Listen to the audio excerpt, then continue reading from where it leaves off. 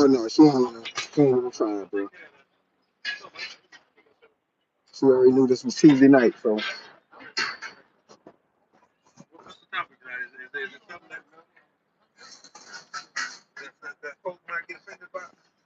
always. if I'm not if I'm not trying to piss somebody off, I'm not doing my job. Ah, fuck.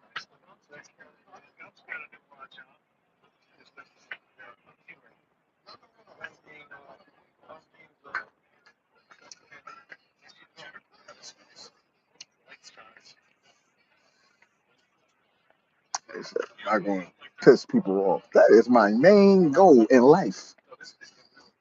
To piss off as many people as humanly possible.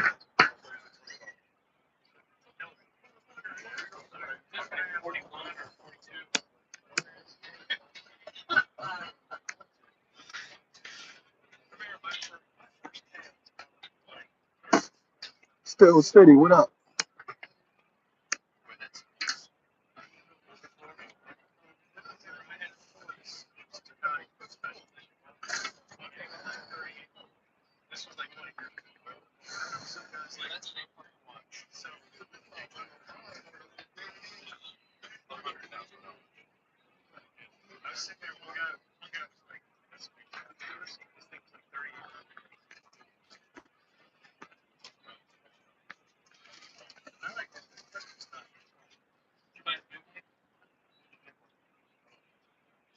Yeah, yeah, no doubt about it. I'll see you next week, man. I'm looking forward to it.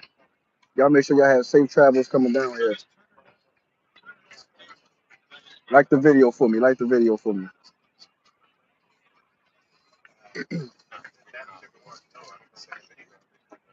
Yeah, y'all definitely safe travels.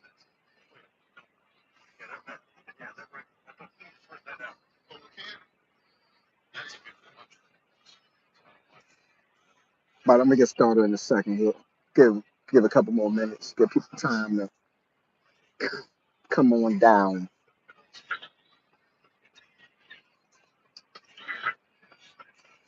Give time for people to put their feelings away.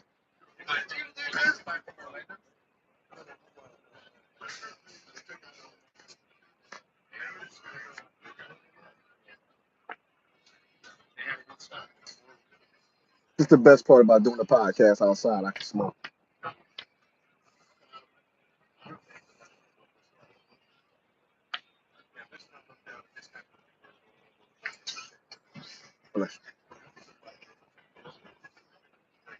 There's a little noise right now. They're gonna quiet down when I get started. Don't worry about that.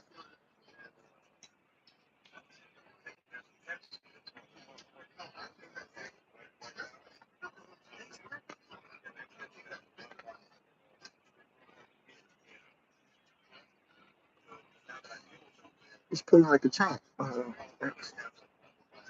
You heard me? It's pulling like a champ.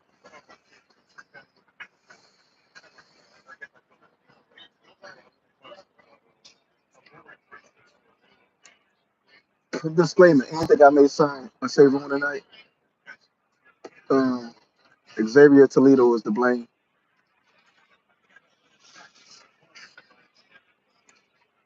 He's a bad influence on my life.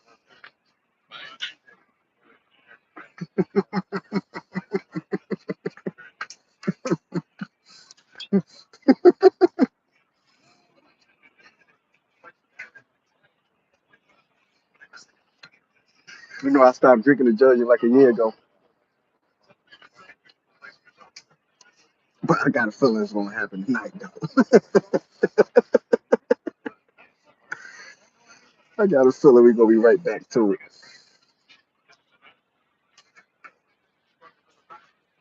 Couple more minutes. Okay.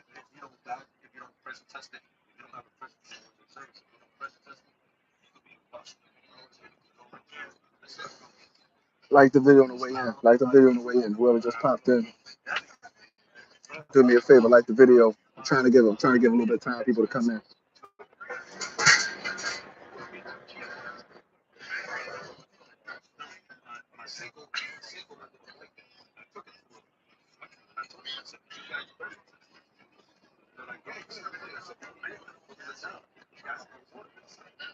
We'll give it a couple minutes. Give people time to get in here. I understand you got some folks, people that got kids, they out there trick or treating and all that. So I definitely understand that. I thought about moving today, but nah, might as well go ahead and get it out the way. They can catch the replay. They can catch up. It ain't about nothing. So nah, we gonna go ahead. We gonna knock this out tonight. Um, couple things I want to talk about. Couple things I want to talk about.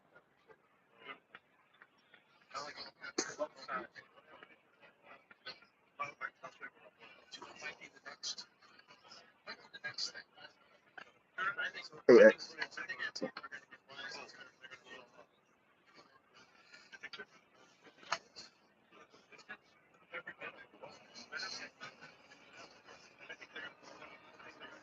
hey, Bob. Thank. Nah, I was sitting right here. Y'all brought y'all ignorant. And so y'all need to go. I mean, you got your costume already. Go get your candy. You fell into that. I don't know why you bothered. You definitely served it up on a platter. What's up? What's up? What's up? Politics on the corner. Real rap came. Um, couple things I want to touch on tonight. Couple things we're gonna talk about. Your first time here. Um,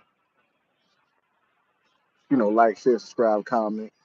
First time checking out the show. It's not gonna go how you think it's gonna go.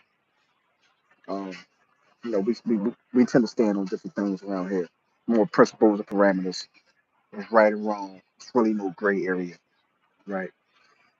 We here engage in real meaningful conversation and dialogue. All them other things, you got other places to go and figure that out. Um, but as always, I appreciate the support. I appreciate the love. I appreciate people coming to check me out, taking time out of their day, out of their evening, where they definitely could be doing something better. Um, so I don't never take this for granted. I don't never overlook this. That's why I had to, I promised to be more consistent on Tuesday yourself. So that's another reason why I'm shooting this thing Tuesday live, Facebook and YouTube, um, so we can have a meaningful conversation and dialogue. There's a couple things I really want to talk about and get some feedback on, really, right? Um, it was an incident I talked about probably a month ago with a young kid by the name of Azari, who was shot and killed by Philadelphia police officer Mark Dow. Um, Mark Dow was fired from the police department for insubordination because he failed to cooperate with the IA investigation, not for the shooting itself. So anybody that's not familiar with that incident that took place, the young kid Azari was riding. He was driving. The police wound up getting behind him. He took a while to pull over. He wound up pulling down a one-way street. Um, Two officers exited the vehicle. One came up on his right side, one came up on his left side. When the officer on the right side came up, he observed Azari holding a knife. The windows was up, the doors were locked to the vehicle. He observed him holding a knife and another knife in arm's reach. When the other officer approached the vehicle, um, he heard the first officer yell weapon or yell knife or something to that extent. Officer Mark Dow wound up discharging his firearm 6 or 7 times, striking and killing the young man. Um, the initial police reports that went out, the initial dispatch reports went out, was saying that the young man exited his vehicle and lunged at the officer with a knife. Upon crime scene investigators getting there, detectives getting there, they determined that that was not possible, and they realized that the young man never exited the vehicle. The vehicle doors were still locked, and the windows were still up. Um, IA investigation quite naturally, time officer discharges their weapon, especially when someone is shot and killed. The officer quite naturally is placed on administrative leave. This happened, let's say, on Monday, I want to say. Um, at that time, the police commissioner of Philadelphia was still Danielle Outlaw, and she and her top deputies held a press conference, um, going over the facts that they understood it at that moment. And from the time of the shooting, Officer Mark Dowd had 72 hours to have his right to wait to make an official statement. The reason it's 72 hours is because he gets time to consult with legal counsel. So after that 72 hours elapsed, he decided he still didn't want to cooperate with the IA investigation and make an official statement. At that moment, he was fired for insubordination and failure to comply with rules and regulations. I guess, right? Less than a week, probably like a week after that, less than a week after, maybe it's exactly a week. He was then arrested and charged with, I believe at that time, it was second degree murder and a couple other charges.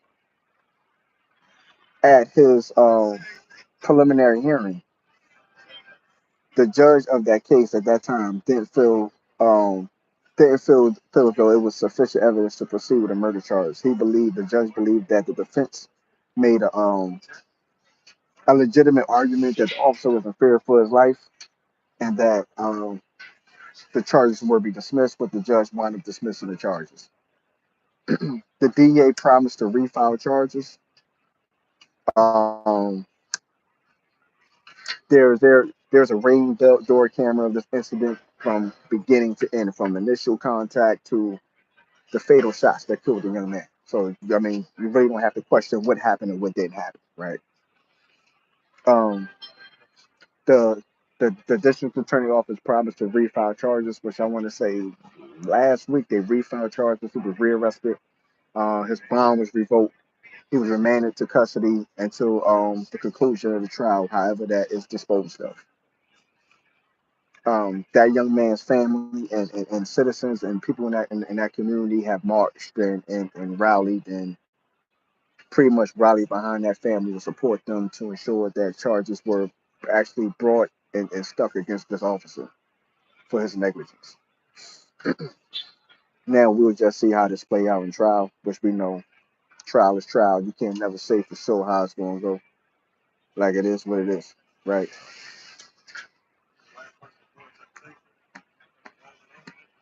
Um,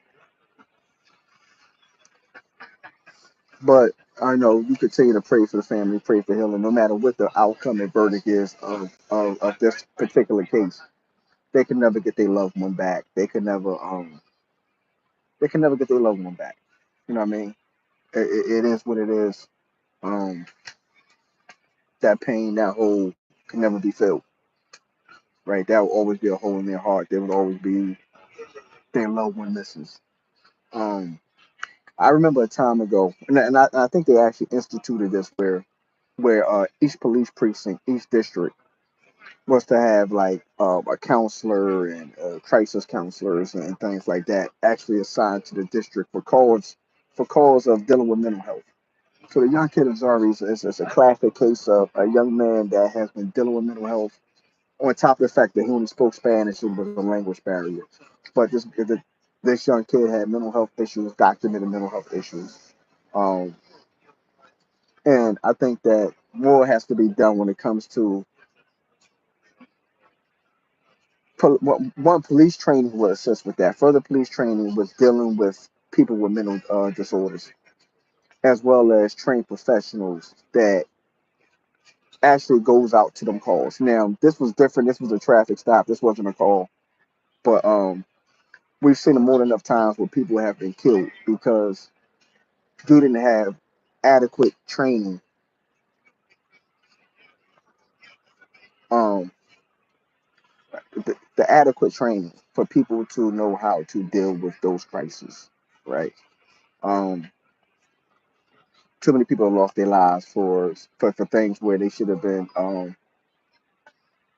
I'm sorry, I'm getting motion detectors at the house. Um,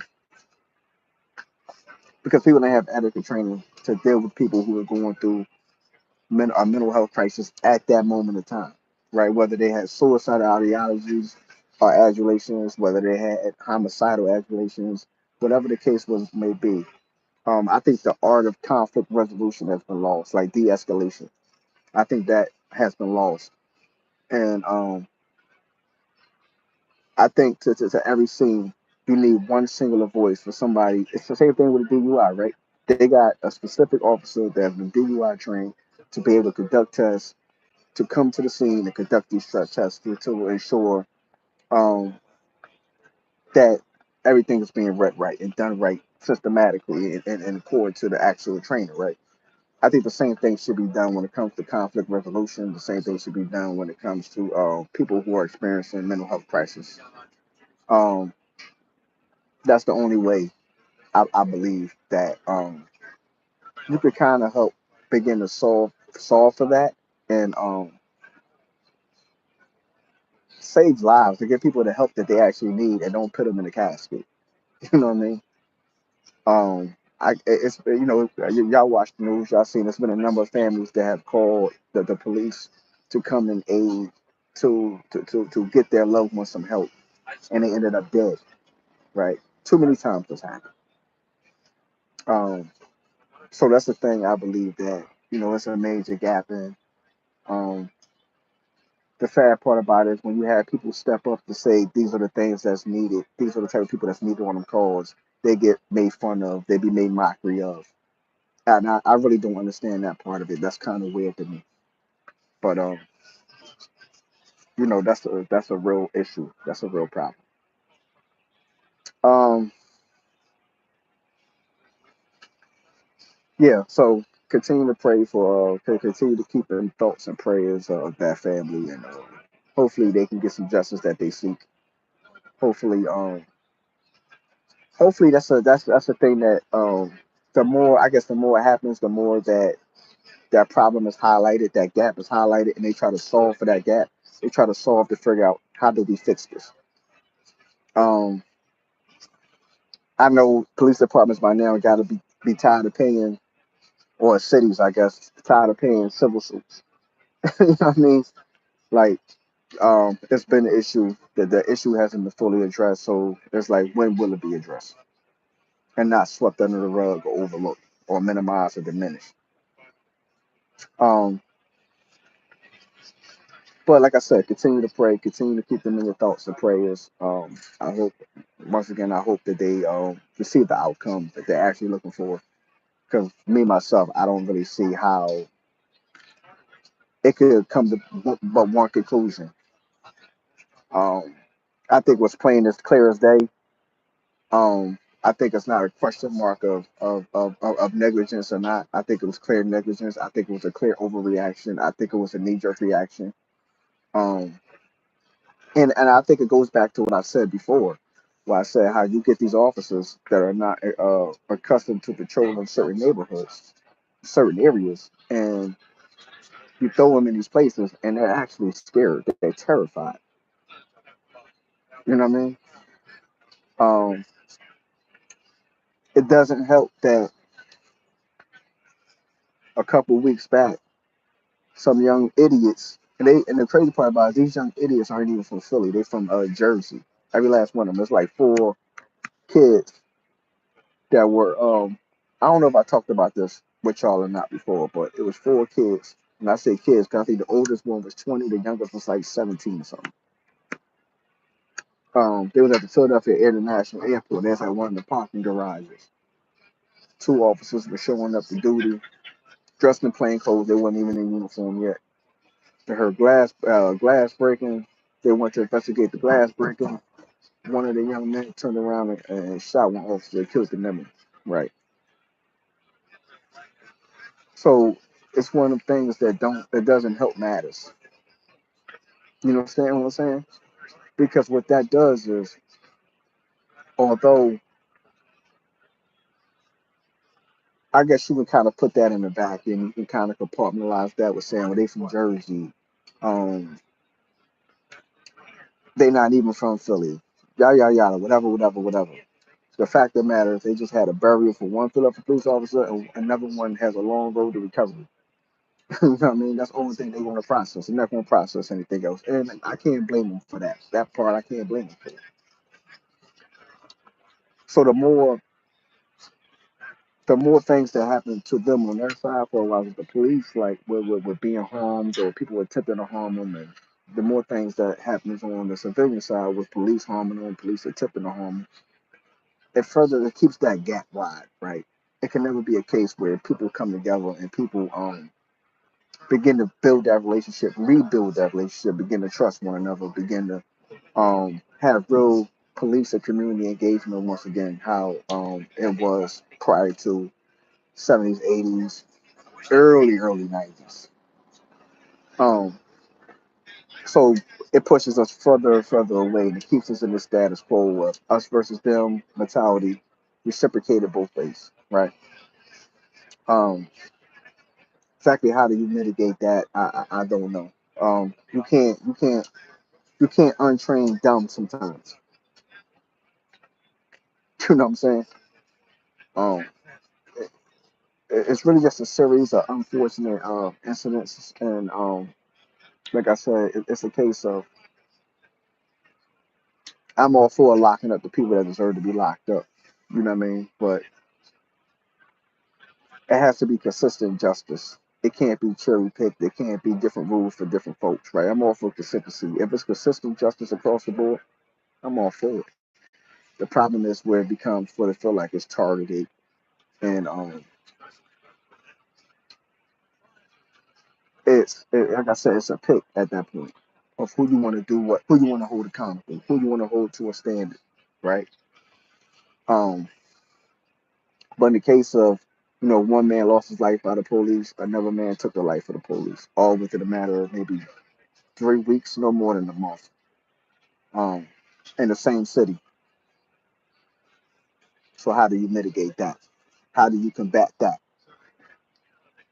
Excuse me. How do you answer for that? How do you solve for that? You know what I mean? And it's ill because you hear these gun debates, right? Oh, we need stricter gun laws. We need um, these background checks. With background checks, you do need them, right? Let's be clear on that. But I don't really think it's an issue they truly want to solve because in order to truly solve the issue, you got to make hard line decisions that make sense, i.e., shut down gun manufacturers. Now, don't get it twisted. Or regulate the amount of guns, weapons they can produce per year or however they want to do it, right? But let's not be fooled for a second. We understand that just as many guns are sold in the black market than it is in the store. So probably more guns are sold in the black market actually.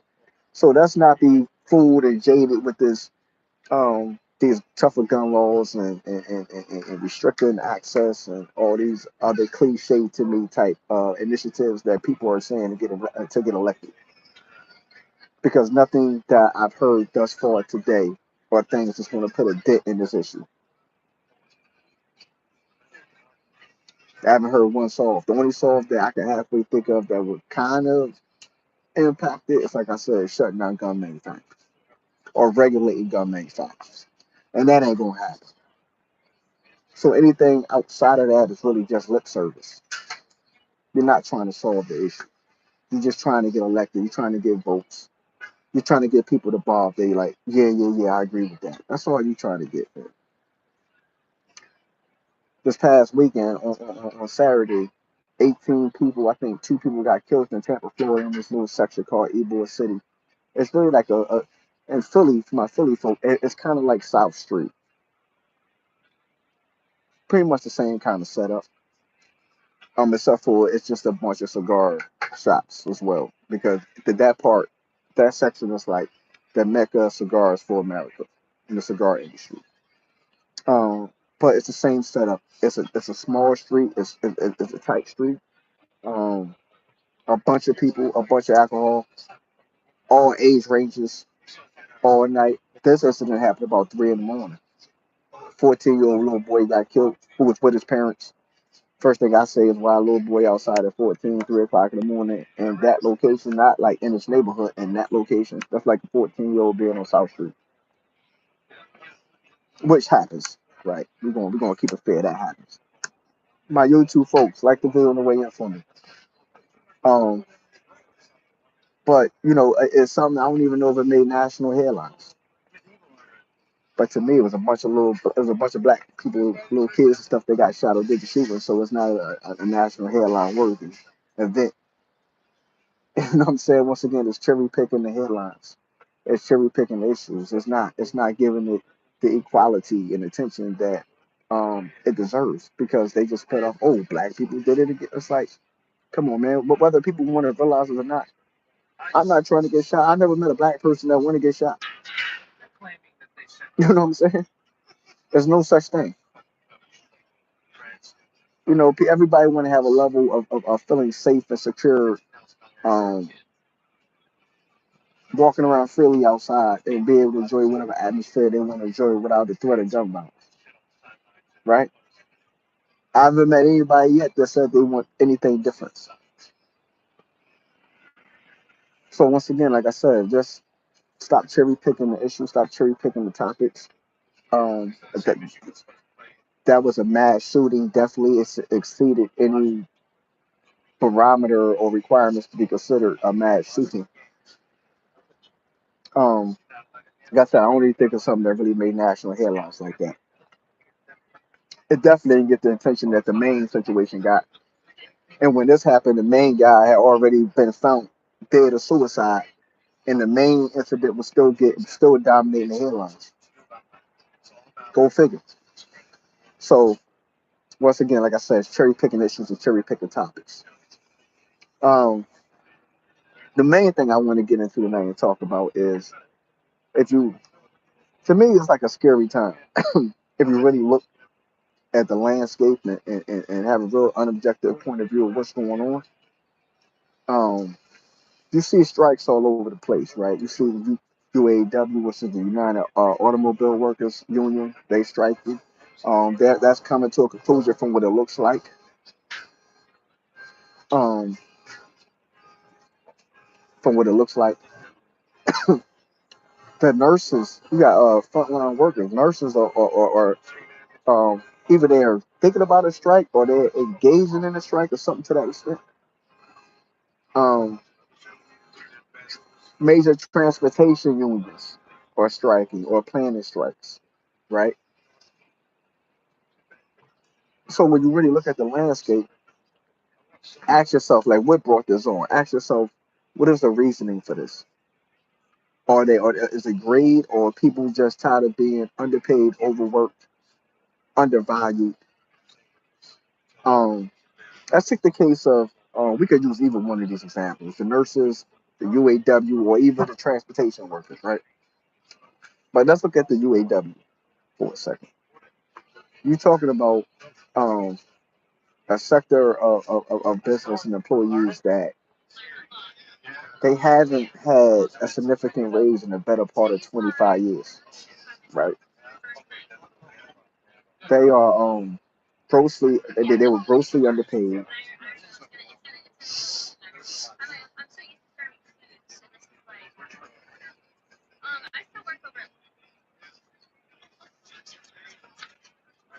Um,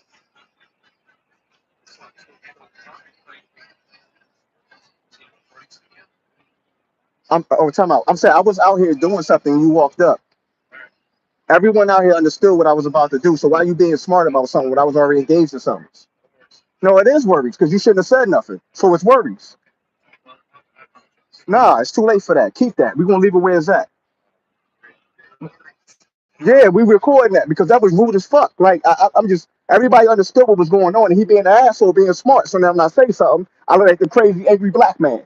Let's call a spade a spade. Respect is respect, my G.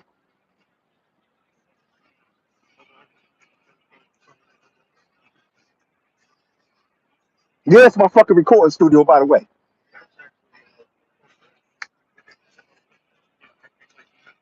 My bad.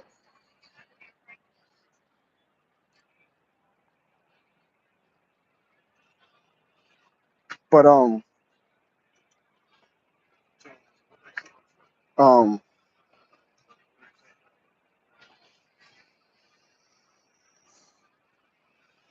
Took me off my rocker. Give me a second. Give me a second. Give me a second.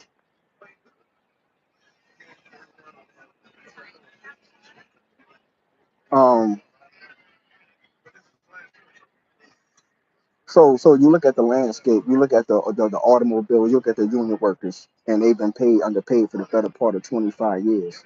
And um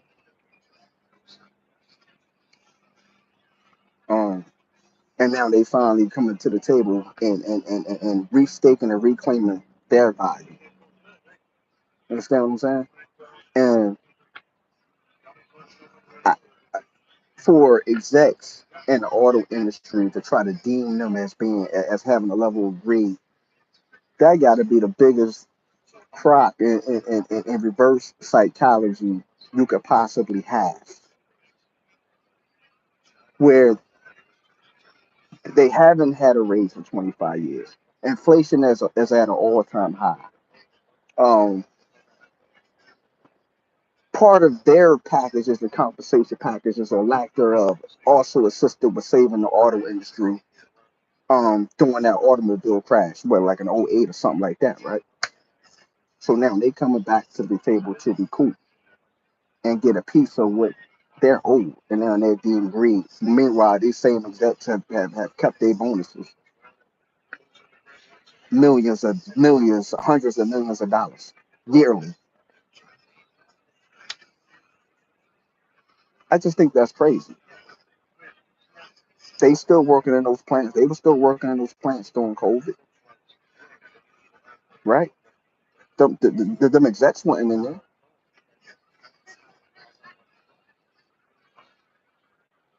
Them execs weren't in there. No, but them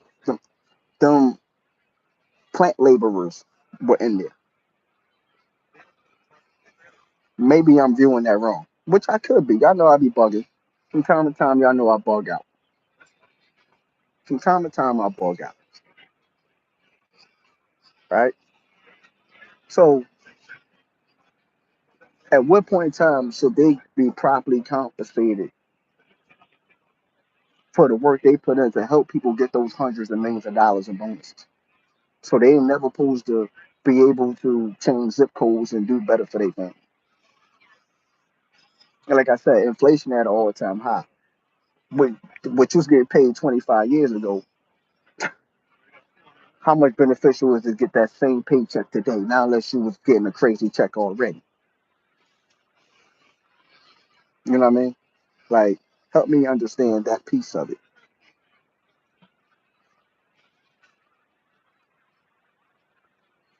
Same difference with the nurses, right?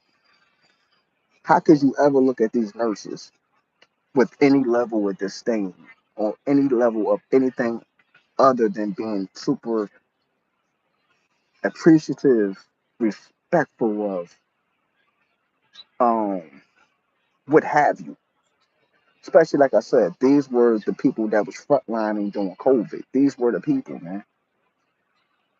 They was the ones taking the chances, getting sick, taking, and they had to quarantine. They couldn't even go home to their family for weeks and months at a time because they was dealing with the sick every day. So how could you not do anything other than acknowledge and ensure they are properly compensated, right? How could you not do anything other than that? I don't really understand that. At that, it's just pay people what they're owed, man. Pay people for the work they put in. Pay people for what they bring to the table. Um, if you keep up with the times, you keep up with the pay rate accordingly from an integrity standpoint, which I know that I go bugging again. My problem is I'm too pro logic. I know what my issue is already. I'm too pro logic. But when you look and you say that it's greed and someone else is assuming all the risk for wise from a health standpoint, from a physical standpoint, how could you ever say something is greed with just me fighting for what I feel like I deserve, I earn? At that point, I know. At that point, you kind of lose me. At that point, I can't really understand. It, mathematically, it doesn't make a lot of sense. Um, but um, the rubber meet the road. Hopefully, everything makes sense and everything comes to fruition the way it's supposed to be. Um, but I named is there a bigger issue on the horizon because when you look at people who are actively fighting for wages, for fair wages, right? Let's be perfectly clear. Let's make sure we framing that correctly. People are actively fighting for fair wages. Um, not over wages, not overpaid. Not they just trying to fight for fair wages, right? Um, you look at places that have real life food deserts, right? And what and in this case, food desert meaning the lack. It's meaning more the lack of access to quality foods, right? You have healthcare deserts, lack of adequate access to healthcare. Education deserts, lack of access to quality education, right? Um, so so when you look at these things and you look at people standing up more and more today and fighting to receive these basic life necessities that you feel like everyone deserves, right? People are fighting for basic necessities. And then you look at the amount of people who are fighting for adequate water, right? You look at these places around the country that doesn't have. I mean, we talk about foreign places and we think about foreign places when it comes to this conversation, but there are more enough places in this country where too many places in this country where they don't have quality water, quality drinking water, right? So, and then you read more and more, you listen more and more where they talk about one day it could be an access issue when it comes to respect to the internet, right? So now you're gonna have information gap. Um,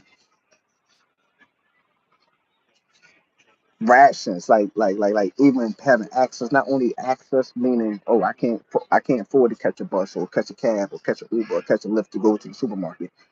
Pretty much also saying the supermarket shelves are going to be empty, right? As things cost more and more, things are beginning to become more and more expensive, and it's like where is um what is being done to kind of alleviate and mitigate these things? What is being done um what is being done to ensure that doesn't happen, right? I guess I guess when you I guess when you look and see I guess these lab made foods, I guess is that a solve? No, because when you look at these lab made foods, that's where a lot of disease and illnesses are coming from if you pay attention. I guess people aren't really paying attention, but um a lot of things are coming from that because you got to remember the amount of radiation and things that are put into these things, are put into them foods to help them with growth. Um, um, the growth, the sustainability of the foods, right? You got to look and say how much benefit is really coming from this. How much harm is my body receiving from this when I consume this food, right? AX. So so you take all these things into consideration and account. You gotta ask yourself, um, what does the future really look like? You got all these different wars and conflicts popping up. This Middle Eastern thing between Iran and Gaza, and Hamas, whoever you want to say they are, with really, um, this has potential to balloon into something that's uncontainable, where you really understand the different variables and the dynamics of the situation. It's really something that can go to a level that we probably haven't seen in a very long time. Um, and I know that you have people, I mean, especially United States, doing things from a strategic placement standpoint to try to ward off that and try to prevent that. But at the same time, it's like we can't prevent but so much, right? To an extent, what's going to happen is going to happen. Um, how you how how you what you do and what you don't say right now is very valuable, right? I think a lot of people they're saying things behind closed doors, but they're not saying things in the media and the public. For a while, it's putting pressure on appropriate people to kind of quell this dispute and kind of put it really a ceasefire is what you're looking for, right? Um, it's it's really coming to a level of war crimes and crimes on humanity where you really, I mean, if you want to unveil and unmask and call things a spade, look at things for what they are. So you have that side of it, and um, with for a while, the conflict side of it.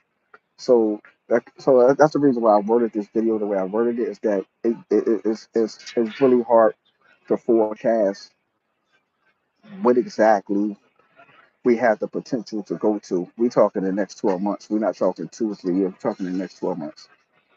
Um, with conflicts, especially in certain regions, certain resources are harder to acquire. They're more expensive to acquire, right? Um, for whatever reason. Like to me, they're just taking advantage of a conflict. Like it's funny. I was having a conversation last night. Sidebar. I was having a conversation about last night because the gasoline the prices are dropping, right? So they like to say that it costs less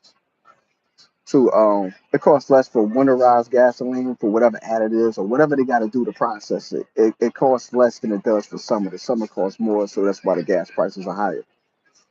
I had a conversation with a black guy. This is the only black guy I met in my life where he had a forest stake in the oil business as he does, right? He he doesn't own a drill. He doesn't own an oil well, but he does some of the drilling. He does some of the testing, right? He's big in Texas. This company is big in Texas. Um, and he was outlaying. He was outlining the nonsense and the lies when it comes to that. He was like, "Yo, it costs no more, no less to drill for X amount of years, like since the 1960s or 50s or whatever he said." He said it costs the same exact amount of money to bring that oil to the surface, to put it in refineries, to do everything we have to do with this oil. It costs no more, no less than it cost 70, 70 years or so ago. Um, it's an unregulated industry when you really look at it. Um, they can price how they want to price it. I know OPEC has something to do with this, but if you understand OPEC, you understand the curveball with that. Um, but it's really unregulated industry. They really can do what they want to do. They can they can uh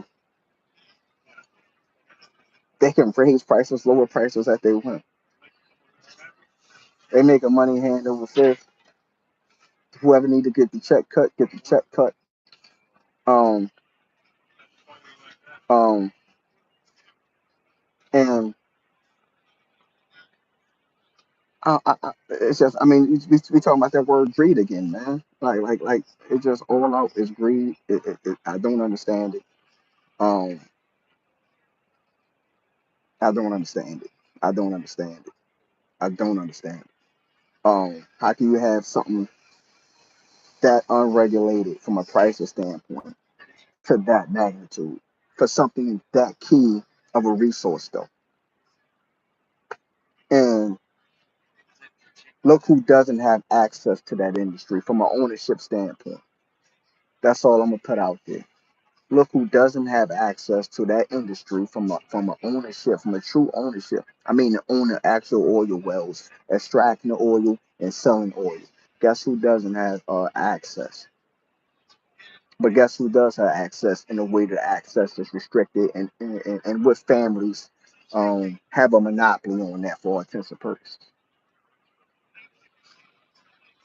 But I just want to give y'all a little bit of food for thought for the night. Um, my apologies about earlier, but with principles and parameters. I don't fake no moves, man. I'm the same way in real life I am on the internet. Like principles and parameters. Like that's what we stand by. That's what we abide by. That's our core values. They don't shake for nobody. They don't bend for nobody. You understand? So I appreciate your time. I appreciate y'all checking me out. Appreciate y'all coming through. Remember, respect is everything. Disrespect will cost you everything. I'll see y'all later.